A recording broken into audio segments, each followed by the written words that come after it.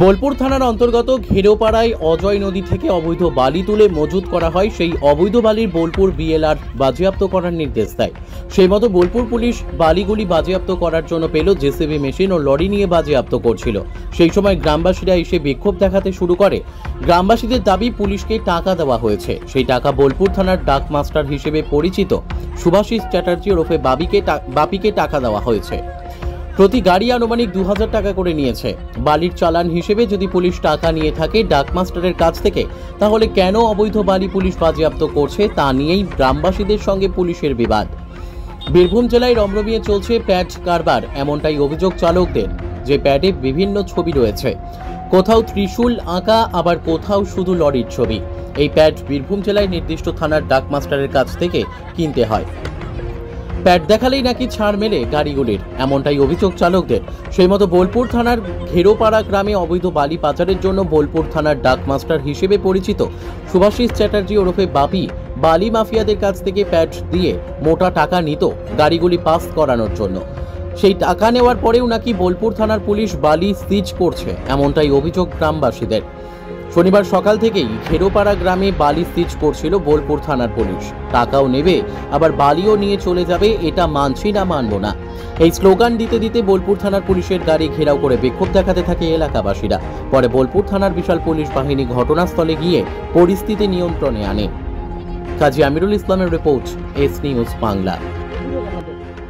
এই বালি সিল করে দিচ্ছে, তারপরে পুলিশরা এসে তুলছে বালি।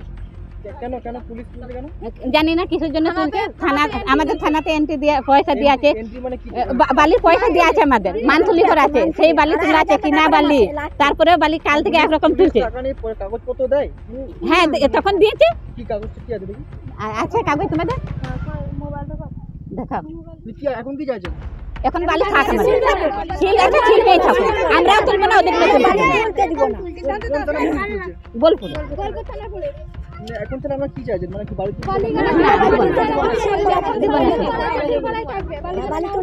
নাম? আমার নাম শেরজাহান বিবি। আমরা কি দাবি কি জন্য বিক্ষোভ করতে রাখবো? আমাদের বালি তুলে নিচ্ছে, থানাতে এন্ট্রি নিচ্ছে, তবুও বালি তুলে নিচ্ছে। প্রত্যেক গাড়ি লোড করেছে, 2000 টাকা করে নিয়েছে। আজকে মান্থলি ওইগুলো বালি দেওয়ার জন্য, বালি তোলার জন্য ওইগুলো পয়সা নিয়েছে। থানাতে নিয়েছে, বাপির থ্রো থেকে দেওয়া হয়েছে। বাপি এখানে ওখানে আছে, হোটেল আছে, ওর তরফ থেকে পয়সাগুলো সব তোলা হয়েছে। প্রত্যেক গাড়িতে পয়সা নিয়েছে। আজকে বালিগুলো এইভাবে তুলে নিচ্ছে, কোনো বেটা ছেলেকে গ্রামে থাকতে দিচ্ছে না, সব তুলাতুলি করছে।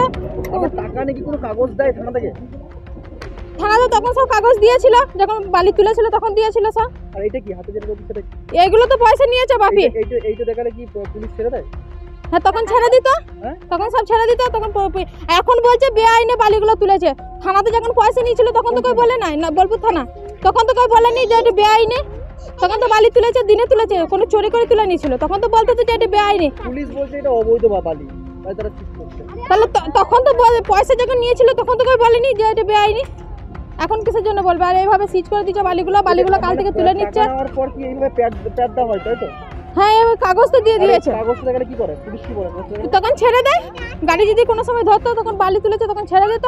আর যত পয়সা বাপির তরফ থেকে দেওয়া হয়েছে, প্রত্যেক গাড়িতে 2000 টাকা করে নিয়েছে তখন। আর আমার নাম রুনা বিবি।